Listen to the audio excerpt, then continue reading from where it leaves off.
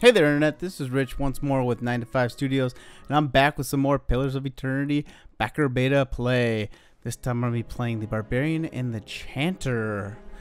I wanted to give you guys a heads up that I am kind of approaching this from a naive standpoint. I haven't been reading a whole lot on the wiki, just a little bit here or there to get myself familiarized with some of the statistics.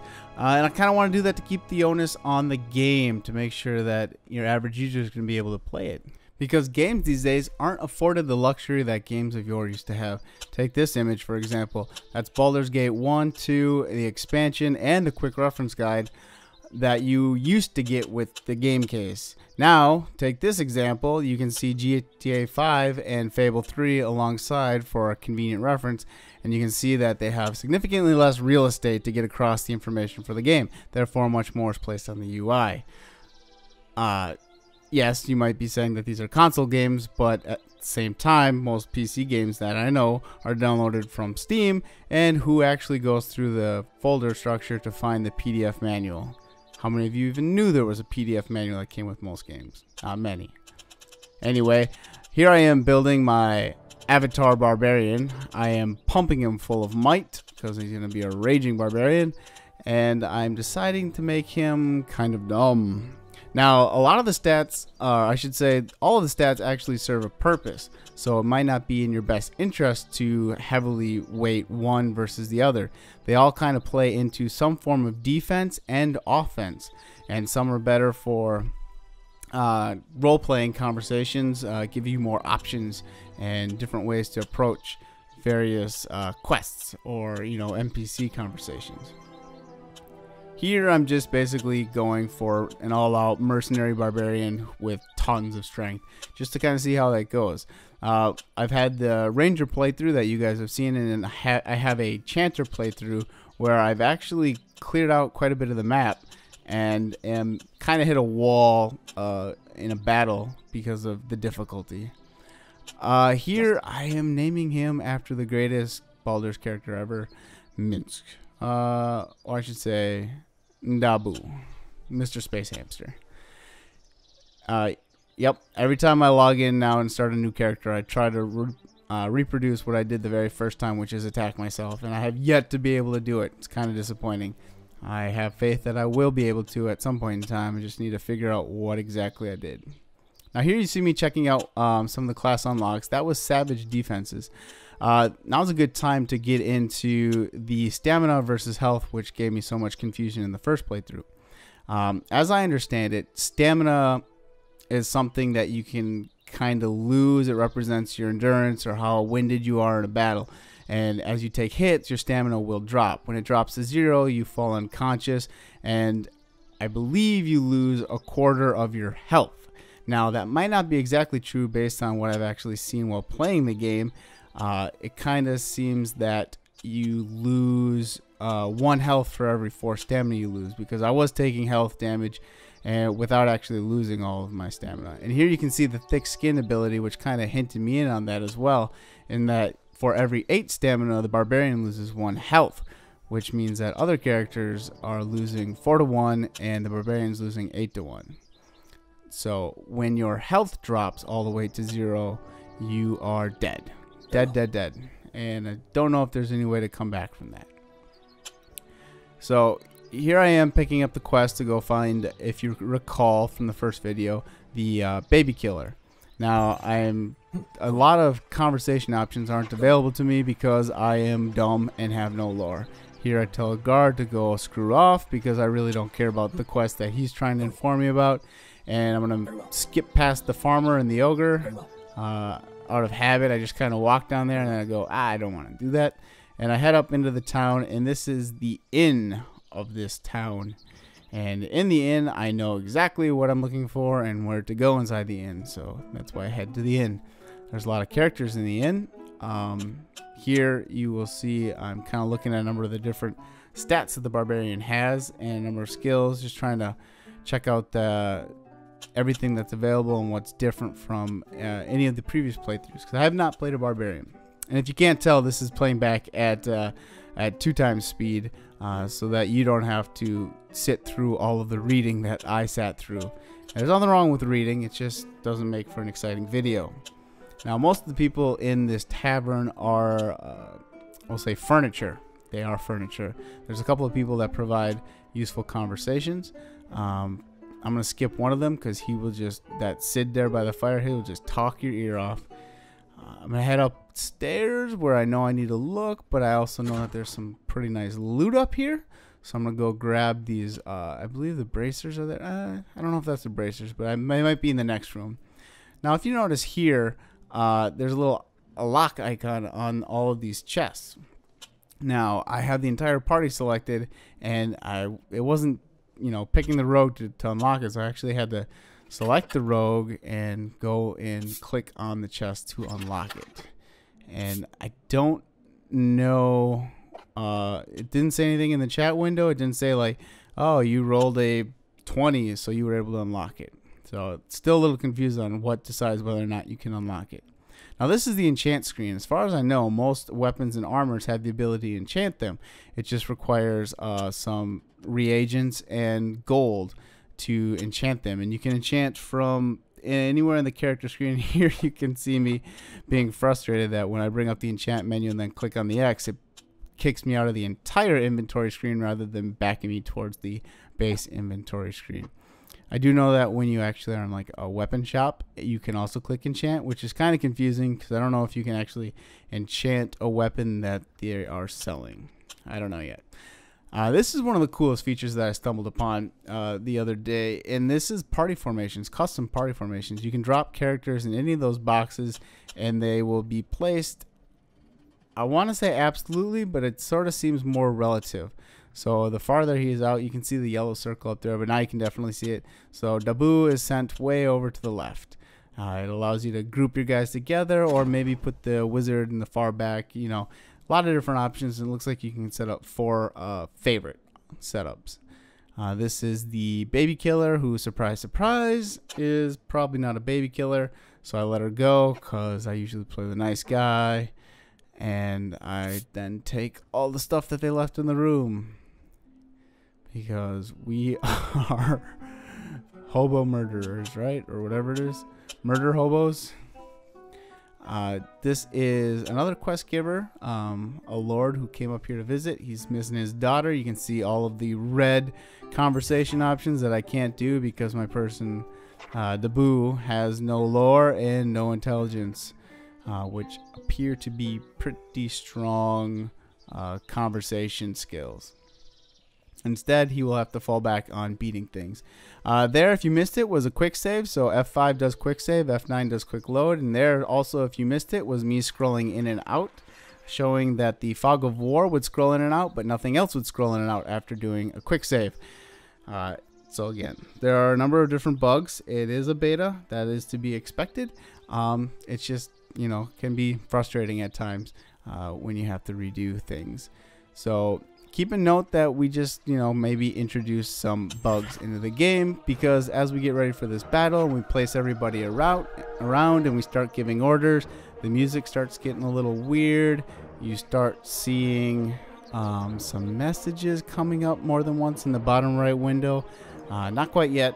I'm trying to tell each person what to do because I've experienced that the AI will not be very smart when it comes to combat. They don't seem to attack on their own. At least attack, don't use spells, but at least attack. It doesn't seem to always trigger.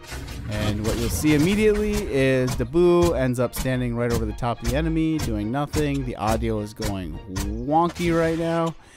And you can see that one of my characters is getting hurt significantly. The wizard did some pretty cool stuff. And yeah, it does not go well.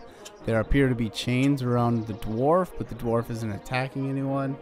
There are little status icons over each person in the bottom left. It can be a little confusing to see what exactly is going on. Now you can really see the problem. So I'm trying to expand this window because I noticed that a message is coming up over and over and over. That doesn't seem fair. Apparently the bad guy is performing sneak attacks left and right. I don't know if that's just because I paused the game when it was, trying to write the string out or not. Either way, he starts decimating members of my team. Yep. You can definitely hear the errors going, or the bugs going off now. I do a little bit better during this battle than I recall. I think I took down one guy. Oh. Yep. It was just getting too much. The lag was ridiculous, and there was just, I couldn't deal with it because there was graphical lag, audio lag. It just didn't seem like things were going right. So I loaded, loaded the quick load. You can see the zoom in, zoom out works correctly there. Everybody's kind of moving at a faster pace. And we position everybody again, and we start this combat. So I'd like to see what the Barbarian can do, right? That's the whole point. I want to see the smash. So we got the Rogue, the Cleric. Gonna cast some spells with the Cleric here. I think I end up casting a protection spell. Oh, no. I end up debuffing the enemy. And then, you know, do some direct damage with the Wizard. Apparently, my, you know, Dabu is squishy, I guess. Because he got hit already. He apparently has this really cool attack that does damage to different characters that are around him. Kind of like a short-range AoE based off of his main attack. You can see the Rogue. She's just getting murdered. He goes down hardcore, and the rest of the party doesn't seem to be doing too hot. Yeah. So if you look at the chat window now, if you highlighted an item, you can see exactly how the roll went. You can see how a number of your different attributes actually add to whether or not you hit or miss. I'm still a little confused on what exactly generates a hit versus a graze versus a critical. It's not 100% clear. I also don't know what the range for the roll is, if it's a roll 100 or a roll 12, or, well, it's not a roll 12. That's obviously not it. But I think it's a roll 100, but it's not 100% clear. Yep. Here I'm trying to, you know, figure out, just use as many spells as possible. And the Boo goes down. But I think my BB fighter, the dwarf, he usually, you know, he knows how to get things done. Unless he's bugging out, then he's not getting things done. Yeah, you can see stamina's at 1 of 148 and health is at 44. So if you look on the bottom left, the red is your stamina, or I should say usually not red, but the amount your portrait's filled up with. Red is how much stamina you've lost, and the green is your health, and the health is the one you got to watch out for. Yeah, so I'm trying to figure out what exactly killed the Boo at this point. But we survived the fight, cast the Cure Wounds spell or whatever, which basically restores stamina. Health stays down. That's kind of how they force you to have to go to the inn or set up camp to recover your health. And I was checking out all the different armors to see why Dabu got hurt so much while other people did not, and it was not immediately obvious based on armor or any of the other attributes. So I go to get some vengeance on the lions. If you've watched the first video, you know me and the lions don't get along. Or I should say, I get along fine with them. They just want to gnaw on my neck. I'm trying to camp here because I haven't actually camped in the game yet. It said I had to gather my party. They looked pretty gathered to me. So I just said, all right, screw it. And decided to launch a crossbow bolt at that lion. I crit for 40 damage straight off the bat with that crossbow, and that lion went down pretty easily. But you can see he did half damage to the fighter. I mean, these guys do not screw around. I don't know if it's because the game is designed to be spiky from a damage standpoint, or if the Boo just starts walking off for no reason. Mouse clicks sometimes register underneath various windows and can be very frustrating. You end up pulling more bad guys than you intend to. Now, something you might not be able to see just because of the sped up video is the stats that when you hover over a lion or an enemy, you can see various stats that show up. And it looks like some of them are question marks. So the more you fight a given enemy, the more you know about the stats that build up that that enemy. And that's pretty cool. I really like that kind of built into the game. The only thing I wish that happened is if I hovered over my own guys, I would see a similar stat sheet. It would make it a lot easier than having to go into the character screen. There are those dots above. I think those represent how much health you have. I am not certain. I still don't know. I know that as the enemy gets weaker, they have less of those dots, or whatever they are. In this situation, I believe Dabu died, so the party has died. So that was Barbarian. I move on to creating a little Orland Chanter here. The Chanter is supposedly overpowered right now. I know that I have a playthrough going on right now with a godlike enchanter. Godlike, how cool is that? Seriously. But a godlike enchanter who, with him and the rest of the team, I've been able to defeat everyone I've come across so far. Now, there's been a couple of, quick save, quick loads, but only one or two. I've been able to handle surprises as well. There's a couple of traps that kind of decimated me, and it definitely feels like my party can survive a lot more with the Chanter. The only problem, again, that seems to be flowing through this game, and there's the or not, is the feedback. I don't actually understand why some things are the way they are or what's going on. So I just go through, the basic process of leveling up my Chanter to make sure that he's level 5, or I have a feeling that they would just be decimated.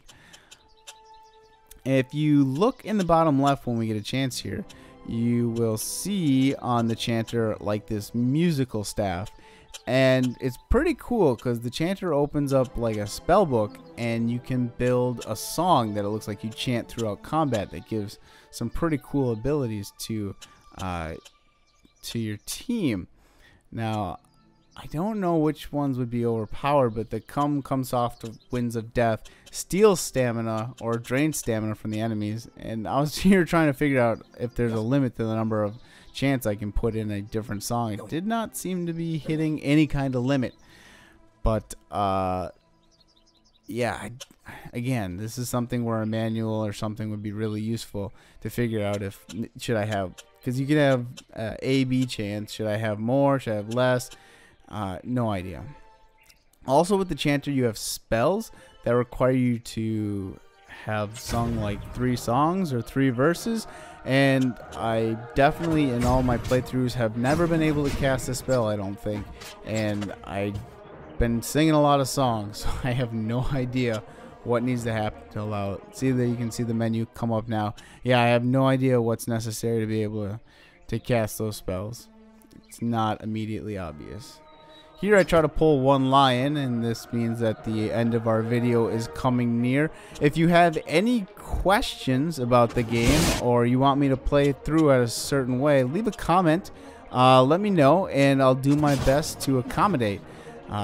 Again, I apologize if I'm just terrible at this game, but again, I'm approaching it from a very naive standpoint, trying to learn as much as I can from the game UI, and use that to play the game the way it's supposed to be played.